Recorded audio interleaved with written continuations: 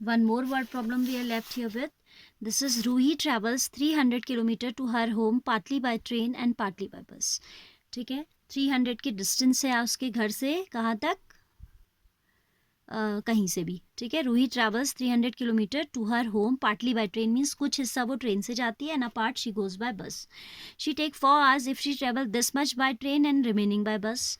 Remaining means the distance left after covering this much. So 60 if she has covered, she is left with 240. So remaining distance if in case first is 240 kilometer. If she travel 100 by train, it means remaining will be 200.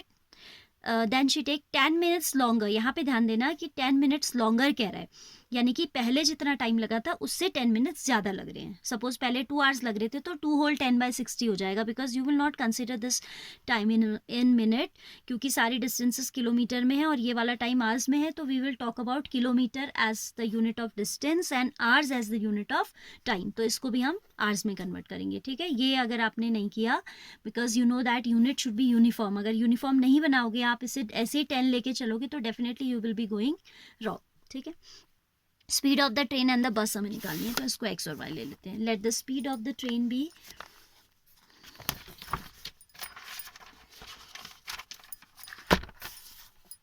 Question number 2 third part. Late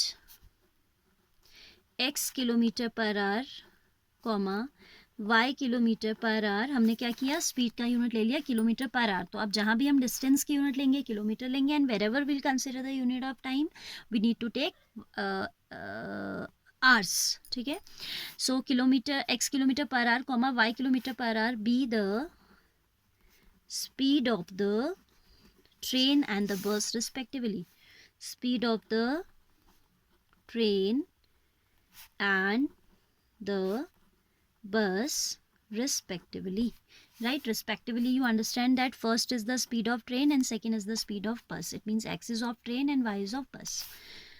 Then first part में आपसे कहता है कि 300 she goes by train and the 60 she goes by train and remaining by bus. Case first. Distance covered by train is 60 kilometer.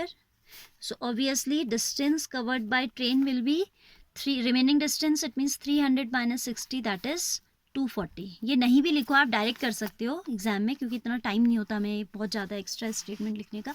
I am telling so that you can understand each and every statement, every step. आप exam में सीधे equation बना सकते हो. ठीक है, अब वो कहता है कि इस केस में उसको कितना टाइम लगा जब वो 60 ट्रेन से जाती है and 240 she goes by bus. She take 4 hours. According to question is ATQ means according to question 60 she is going by train, so 60 upon speed of train that is x, क्योंकि distance upon speed से हमें time मिलता है, plus 240 upon speed of bus is y and this will be equal to 4. Why? Because in this case when she covers 60 by train and 240 by bus she takes 4 hours. ठीक है, और हमने यहाँ पे क्या किया, डिस्टेंस अपॉन स्पीड किया, तो ऑब्वियसली ये टाइम प्लस ये वाला टाइम जब बस से गई है, दोनों मिला के कितना आ जाएगा, 4 hours. ठीक है, so this is first equation. Here second case is case second, distance covered by train is 100 kilometer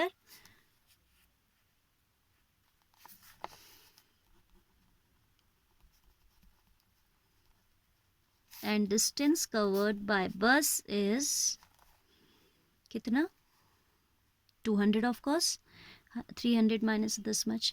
Now she is taking 10 minutes longer.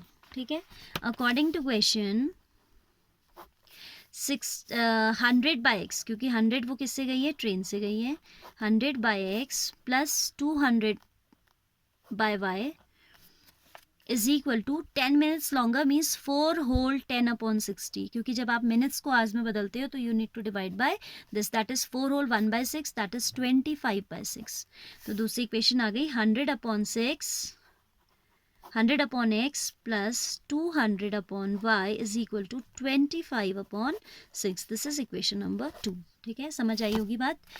यहाँ पे जैसे हमने फर्स्ट इक्वेशन के लिए किया था, same way this is distance upon speed. 100 by train she has covered, तो we'll divide by speed of train, plus 200 she is going by bus, so we'll divide by the speed of the bus. And ये time आएगा resultant इनका, and that time is 4 whole 10/60.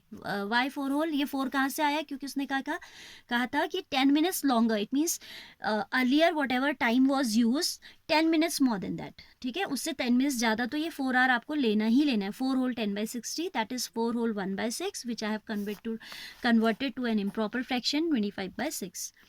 Now we'll consider, let 1 upon x is equal to u and 1 upon y is equal to v.